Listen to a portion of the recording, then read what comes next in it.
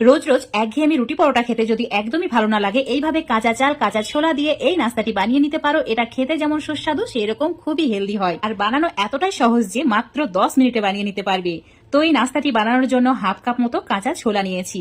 তো একটা বাটির মধ্যে নিয়ে নিতে হবে। তারপর হাফ কাপ ভাতের চাল নিতে হবে। রেগুলার যে ভাতের জন্য চাল ব্যবহার করি সেই চালটাই নিয়েছি। আর তোমরা যদি এই নাস্তাটি একটু বেশি পরিমাণে বানাতে চাও তাহলে ছোলা আর চালের পরিমাণটাও বাড়িয়ে নেবে।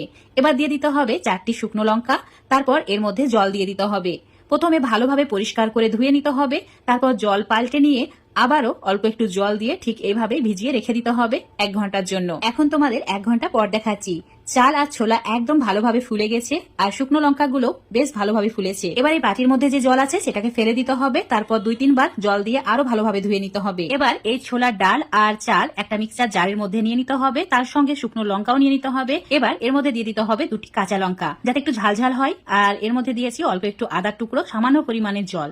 একদম মসৃণ করে একটা পেস্ট বানিয়ে নিতে হবে। তো আমি 2 বারে পেস্টটা বানিয়ে নিয়েছি।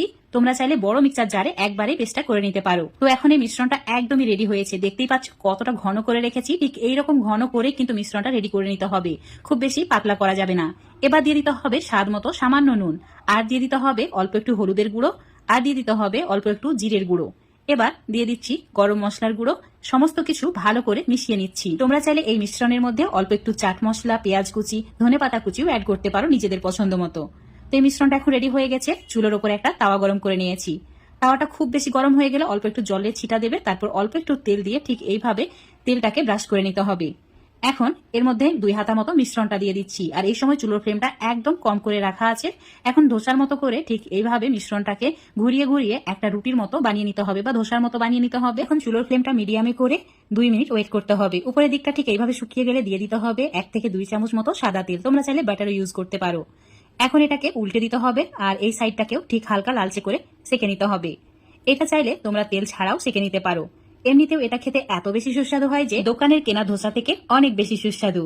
এখন এর মধ্যে সামান্য পরিমাণে পেঁয়াজ কুচি, তার সঙ্গে দিয়ে দিচ্ছি সামান্য পরিমাণে টমেটো কুচি। অবশ্যই টমেটোর বীজ ছাড়াই অ্যাড করবে। আর যদি ঝাল খেতে পছন্দ করো তাহলে অল্প একটু লঙ্কা কুচিও অ্যাড করে দেবে। বাচ্চাদের জন্য তৈরি করলে লঙ্কা কুচিটা বাদ দিয়ে দেবে। সামান্য পরিমাণে চাট মশলা দিয়ে দিয়েছি। এখন এটাকে ঠিক এইভাবে ভাঁজ করে নিতে হবে। এখন রেডি হয়ে গেল দারুণ সুস্বাদু নাস্তা। রুটি, পরোটা, লুচি যদি সত্যিই বন্ধুরা ভালো না লাগে, এইভাবে কাঁচা চাল আর ছোলা দিয়ে বানিয়ে নেবে খুবই সহজে। যে খাবে সেই প্রশংসা করবে, এত বেশি সুস্বাদু হয়। এটা ধনেপাতা চাটনির সঙ্গে সার্ভ করেছি। তোমরা চাইলে টমেটো সস দিয়েও খেতে পারো। এত সুস্বাদু যে এমনি এমনি খেয়ে নেওয়া যায়। আজকের এই নাস্তা রেসিপিটা যদি তোমাদের ভালো লেগে থাকে অবশ্যই লাইক, শেয়ার, কমেন্ট করে দেবে। ফেসবুক পেজ থেকে দেখলে পেজটাকে ফলো করে নেবে, আর ইউটিউব থেকে দেখলে চ্যানেলটাকে সাবস্ক্রাইব করে রাখবে।